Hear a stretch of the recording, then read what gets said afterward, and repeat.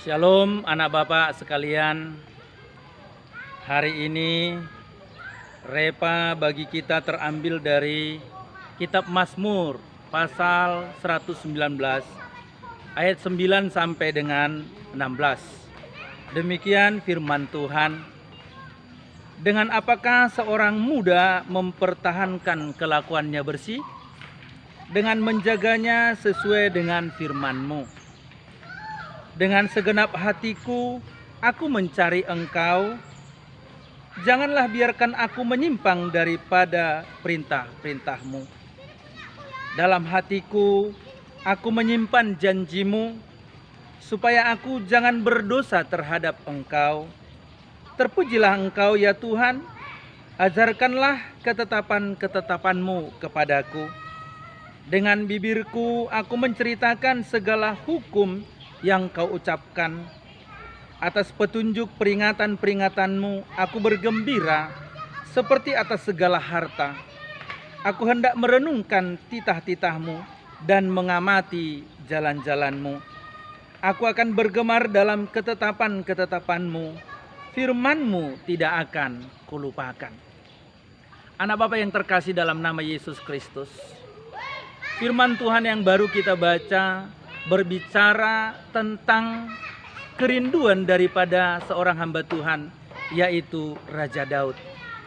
Namun hari ini kita tidak sedang berbicara tentang Raja Daud, tapi kita sedang berbicara tentang rahasia hidup benar. Rahasia hidup benar.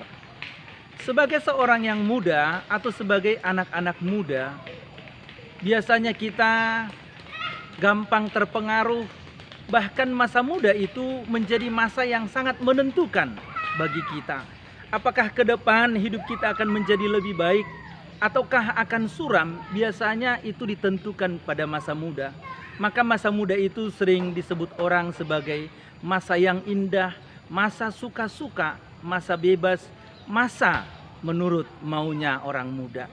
Banyak kerinduan, banyak keinginan. Anak Bapak yang terkasih dalam nama Yesus Kristus, hari ini kita ingin mengerti bagaimana seharusnya orang muda itu hidup. Bagaimana seharusnya kehidupan itu nanti menjadi kehidupan yang lebih baik. Yang pertama yang dapat kita lihat dari kebenaran firman Tuhan, yang menjadi rahasia kehidupan benar seorang muda adalah pada ayat 10 dan ayat yang ke-12. Orang muda harus mengenal Allah yang hidup. Tanpa mengenal Allah yang hidup, kita tidak akan mengerti kehidupan yang benar. Bahkan kita tidak akan bisa hidup benar. Mengenal Allah yang hidup itu artinya kita harus mencari tahu tentang Allah itu. Sebagaimana kerinduan daripada pemazmur, bahwa dikatakan dengan segenap hatiku aku mencari Engkau. Kita hari ini menjadi anak-anak Tuhan. Ketika kita percaya, kita terima Yesus, kita menjadi anak Tuhan. Namun sebagai anak Tuhan tanpa mengenal Allah yang hidup, kita tidak akan pernah hidup benar. Kita tidak akan tahu mana yang benar. Kita tidak akan tahu mana yang berkenan di hadapan Tuhan, mana yang sempurna. Oleh karena itu sebagai anak Tuhan yang saat ini dalam masa muda, maka orang muda harus mengenal Allah yang hidup dengan jalan mencari tahu tentang Allah itu, kemudian meminta pengertian tentang Allah itu dari Allah itu sendiri. Karena dikatakan dalam ayat yang ke-12 di sana dikatakan, terpujilah Engkau ya Tuhan, ajarkanlah ketetapan-ketetapan-Mu kepadaku. Artinya harus Allah yang mengajar kita tentang kebenaran. Allah yang mengajar kita tentang Dia. Allah yang mengajar kita tentang siapa itu Allah yang benar.